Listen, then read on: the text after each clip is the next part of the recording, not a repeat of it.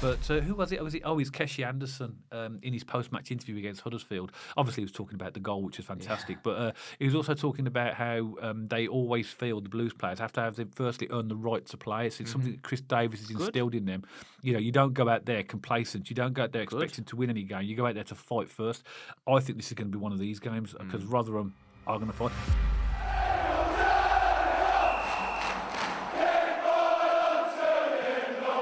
So welcome back to BCFC Royal Blue, and this weekend Birmingham City are back at home for the first time in a few games when they take on Rotherham United in EFL League One. Birmingham City sit handsomely on top of the league on 60 points and 8 points clear of the third place team with 2 games in hand. So this game is another really important game for Birmingham City. And this podcast, myself and Matt, as always, are going to preview this, give you a bit of information about Rotherham, give our thoughts on the game. So, Matt, looking forward to Rotherham coming to town? I am, yeah. And the last 2 games we're playing, Dad, if you include the Rotherham one, are 2 fixtures we had last season, Huddersfield and Rotherham, back to back. Well, do you know what, Matt? Rotherham at home was one of the worst games I've ever in my. And I've watched football a long time. Don't mention his name. I'm not going to mention his name. I'm not going to mention his name.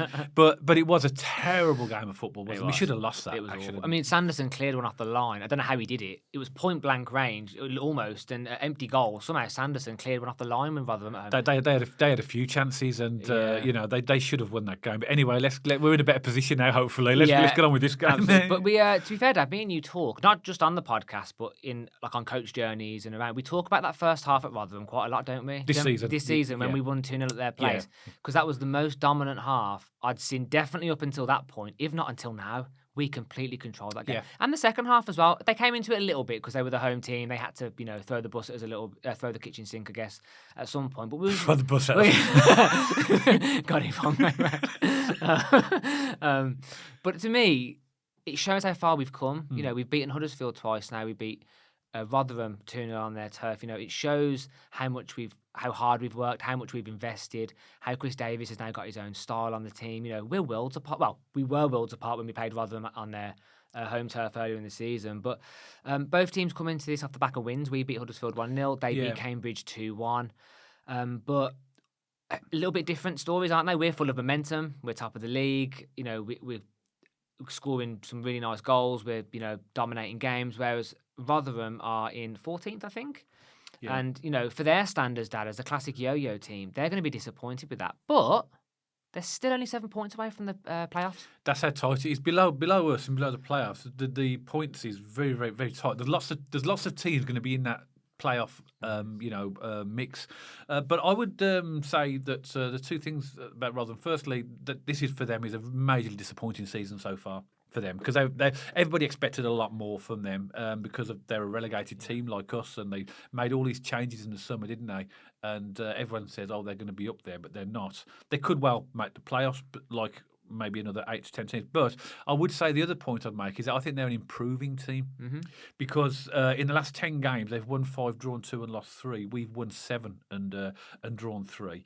But in the last number of games, so like you said, they beat Cambridge 2-1 in their last game. They lost before that at Burton 4-2, but Burton seems to have turned things around. They've won their last 3. They're doing it right, aren't they? Yeah, and prior to that, they beat Charlton 4-2 at home. Prior to that, they beat Bolton 3-1 at home. Prior to that, they drew 0-0 at Huddersfield. Prior to that, they beat Lincoln away 1-0. And prior to that, they drew 1-1 with Stockport. So they've had some tough games there. So they've only lost 1 in the last 2, 4, 6, 7 games. Say prior again.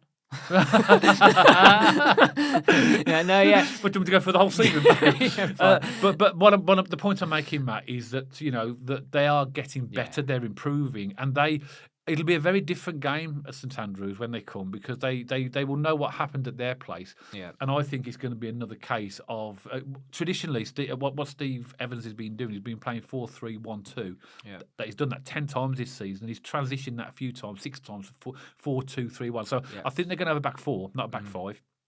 But I think they'll have a tighter midfield rather than try and be expansive like they am. So I think this is going to be another game where Rotherham will come and try and be really, really tight in defence and try and stop us rather than being too creative. They're Their home form's decent, Dad. They've only lost 3 times at home this season.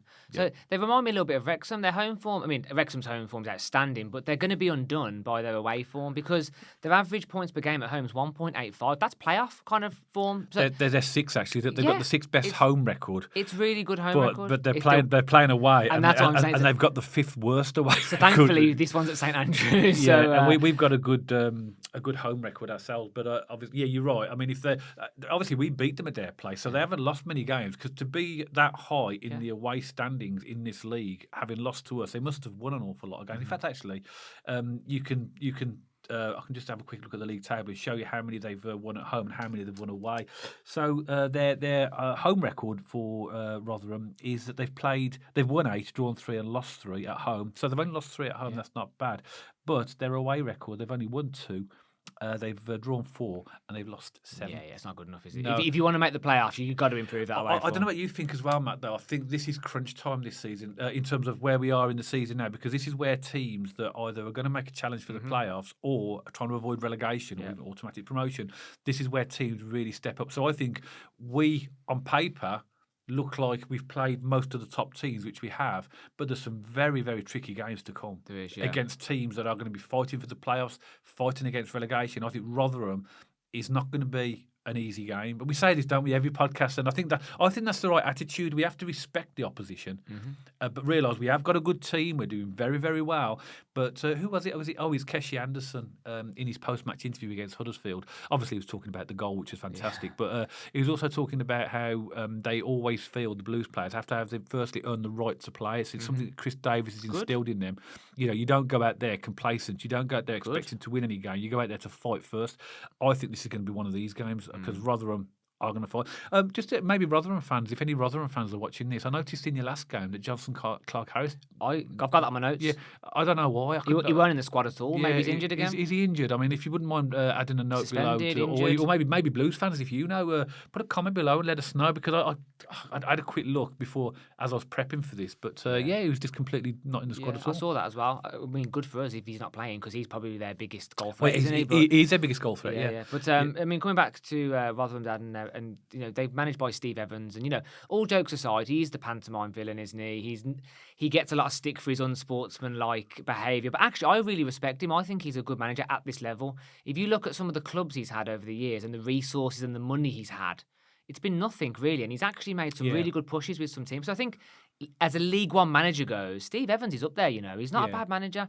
And after the Cambridge game, that I saw his post-match interview, and he was this is really funny. How much of a disconnect is this from the manager to the fan base? So Steve Evans said stuff like, you know, he mentioned character, digging in, team spirit. You know, it was it wasn't a great performance, but he was happy with like the togetherness of the squad and stuff like that. And then the Rotherham fans were going, that was the most boring game of football I've ever seen in my life. In fact, the most liked comment on the Rotherham page after the Cambridge game was, dreadful, boring, no effort, dull. We need to get more in before the end of the week. It's honking. Well, I remember actually, Matt, you saying that. I remember his post-match interview after we played them at their place. Yeah. And he did his post-match interview, and the comments of Rotherham fans were going, what game's been been watching? What was he watching that we weren't and stuff like that? So that's quite interesting as well. Yeah, so he was talking about like the fight and the togetherness, but the Rotherham fans were going, that was awful. So maybe there's a bit of a disconnect there. I think that managers have to be careful they don't destroy their players. Of course so I think sometimes they have to say things that they maybe don't really agree with themselves. They're just trying to sort of instill the confidence to their team. So that's maybe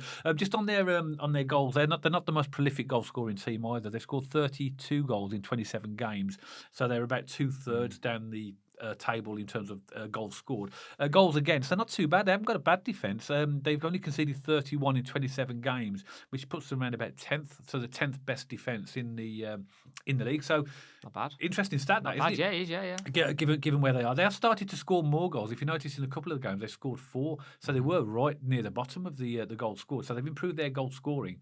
So again, another interesting test for us here. To be fair, Dad, if you get a chance, Blues fans, have a look at the second Rotherham goal that won the game for them against Cambridge. Really nice goal, to be fair. It was a little bit scrappy in the middle. It came out left, went down the wing, cut it back, and their centre half, Adolphin, he pinged it in the top corner. It was a great goal. It was a good goal. Yeah. So they are capable of, you know, scoring some goals, creating an upset maybe, but Yeah, again, I know we say it a lot on this podcast, Dad, because we do like to respect everyone, but we have more than enough quality to win this. But again, at St Andrews, Dad, we see every week. I was just about to make a point, Matt. We've had some fantastic results lately. We've got 2 very tricky games at the way in the last 2 fixtures, away to Wrexham and away to Huddersfield. And we've got a good points haul, 4 points from those 2 games.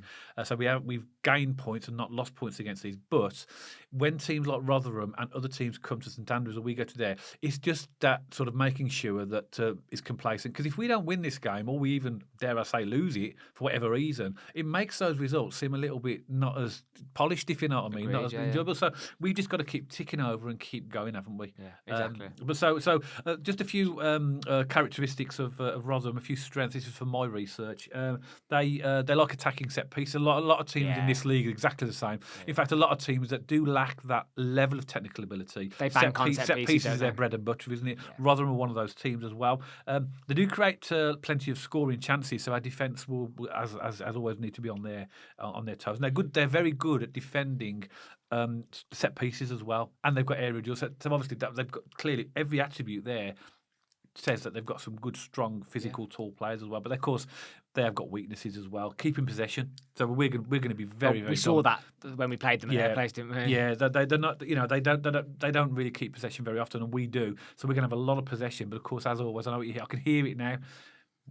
Possession's fine, but it's what we do with it that's important. Yeah, I can hear that. They have they're not great at finishing scoring chances. So they do create a lot of scoring chances, but they don't convert an awful lot of them, which obviously where they've had their problem scoring goals. And defending against attacks down the wings, they are generally quite weak on that as well. They're not good at avoiding offside, so they've obviously get that wrong. But there's some good, as all teams, there are some strengths and weaknesses there that we have to be aware of, and things that we can exploit as well. Their top goal scorer, as we mentioned, is Johnson Clark Harris. He's got 6 goals, but he's been out for a lot of the season, hasn't he? Been injured, recently come back. Sam and Dombey, 5 goals. Malik Wilkes, 5 goals. Andre Green, 3 goals. And Hakeem Odafin, I think that's that. Odafin, yeah. He's a defensive midfielder I've got here. That's 2 goals. And then assists, Sam and Dombey, centre forward with 4 assists. Andre Green, left winger with 4. So there are goals in the team. There's nobody you would say is prolific in that team, and they've also recently bought in Louis Sibley on loan from Oxford. Yeah, he's a central midfielder. He's good. He is. I saw him against Cambridge. I think he's going to be good for them. Again, that number 10 sits in behind the strikers. Bit of a playmaker, kind of gets it around. So he looks good as well. Yeah, I've noticed 3 players that I've labelled. Adofin, again pronunciation. He's their captain. Yeah, he scored against Cambridge for that winner. Quite good technically, but also quite physical as well. Something to be aware of. That leadership, that rally in the team. Louis Sibley from Oxford. Again, he was making some really nice little passes and linking up the play for them against Cambridge. Good, and then Clark Harris. But of course, we don't know whether he's going to be playing or not. But I mean, there must be something going on with him, because you're not going to rest him for a league game, are you? No, that makes sense. He must be injured. He must have. You're not going to rest him. I know they're playing us, but you're not going to rest him. No. You're not going to rest. You're not going to rest your biggest threat, Dad. Well, it's 2 things, isn't it? Either he's injured, or dare I say, somebody's interested in him and they've got an offer for him. Maybe, or he's suspended. We don't know, do we? We literally don't know. We don't have know. any clue. Yeah, so if you do know, let us know. But their biggest problem this season has been goals. I mean, they have, as you said, had recent form. They haven't been too bad, but they don't win by big margins. They're a bit like a Stevenage. They're kind of there's clubs that don't win by much if they do, and there's not many goals in their games. There are the few anomalies where they do. Well, the last couple of games they've had a few falls, haven't they? So, exactly. So recently they've picked that up a little bit. But I think that's a fair comment over the whole season. Exactly, so as an average. Yeah. As an average, they don't really score many. There's a couple of anomalies there, but I think that's all from me on Rotherham. You want to get into the Blues team, Dan? Well, just one final thing. I just want to we spoke about this on the pre video when we played them as well. The players that they've lost, because I think that's important. They came down, didn't they? Lost Victor Johansson, their goalkeeper, to Stoke, and he's class as well. Yeah, and they got £1 million for him. They lost Ollie Rathbone to Wrexham, who we saw last week, didn't we? Yeah. And he scored against us, and he's a decent player. They got $500,000 for him. They lost Peter Chiozzi, a right back, to Oxford for 820. They've had a lot of money come in, Rotherham, but it doesn't seem that they've spent it. They've obviously got frees and loans, and maybe at a club like Rotherham that haven't got a massive support, or they don't fill out their stadium. I think that these type of transfers help to keep the club. It's funny you say that, Dad. Obviously, I said I'm done with Rotherham. I've got a note there that I've completely sort of looked over, and it said that the guy who owns the club is Tony Stewart, Tony Stewart, I don't know whether I've mistyped that. And the fans are upset that he isn't investing in the club because they're only 7 points away from the playoffs. A lot of the Rotherham fans felt if he'd have put a bit of money into the club this January, they genuinely might have been able to make a push. And as fans, it is frustrating, isn't it, when you think to yourself, just put a bit of investment in and we could probably go somewhere. But I think they're feeling the frustration, Rotherham fans, that they're not being looked after. Yeah, I think that's a natural thing as fans, but we don't know the finances or the state of the club, and they might needed that money they've got in to actually keep the club running. So what do you want? Do you want a club that's going to go bankrupt or a club that's going to stay afloat? But, exactly. But we're all the same. We appreciate that as well. So do you want to go on to the Blues team, Matt? And, let's do it, Dad. What are your thoughts? So same again, go back to front. Yep. Do you want to start with the defence? Yeah, I mean, nice, easy one, goalkeeper, Allsop. Yeah, absolutely. I mean, again, I'm just going to highlight it for positive purposes. His distribution against Huddersfield is outstanding. Yeah. I love him. My keeper. Yeah. Cochrane left back. Although I will say on Cochrane, Dad, I love Cochrane. I have no complaints with Cochrane. One of my best transfers this season. The guy needs a break. We need to get some cover on the left back. Hopefully, if we can in the next few days, I think, because he's going to just get fatigued. Yeah. Well, Samsted could play there. Samsted could play there. Good point. It might be worth putting him into the team a couple times just to give the legs a break. Ben Davies left side of centre back, Clara right side of centre back, and Laird at right back. Yeah, I agree. That's what I've got as well. I think that's fair. I think Cochrane will play in this game, by the way. Oh, he will. Of course he will. But we have got Samsted as an option just to give the guy a break. And by the way, Dad, I'm not saying Cochrane put him on the bench because I don't like him. I'm just saying give him a rest so we don't injure him. Like a bit like Paik. I think Paik ended up getting injured because he played so many games. Yeah, but Chris Davis needs to manage the amount, because we've got a load of games coming up as well. So maybe Chris Davis did earlier a few weeks ago talk about getting an additional left back cover in the transfer window. So we might see that, might be in the next couple of days. To get a left back, but he does need some support and help as well. Obviously Buchanan's out for the season. The midfield, Dad. Midfield, right now. This is where I think that we're going to see a very similar, midfield with a few changes compared to what we saw in the last game against Huddersfield. I think it'll start again with Anderson will start on the left. I think. I think in the middle now, I'm assuming that Awata's going to be injured based upon the injury. At the time of recording, we don't know the extent of that injury, but it looked quite. I think you can assume he won't be making the Rotherham game. Yeah, so I'm going in the midfield. Taylor Gardner-Hickman to come back in the middle with Leonard obviously what we did against Wrexham, and Scott Wright to start on the right. I've also gone for Dykson number 10 and Alfie May at number 9, and that's controversial, I know, because that puts Stansfield on the bench. So we. For once, though, we've actually got a bit of not a conflict, but we've got a bit of a difference of opinion. So I think he's going to go Leonard in the middle with Bielek.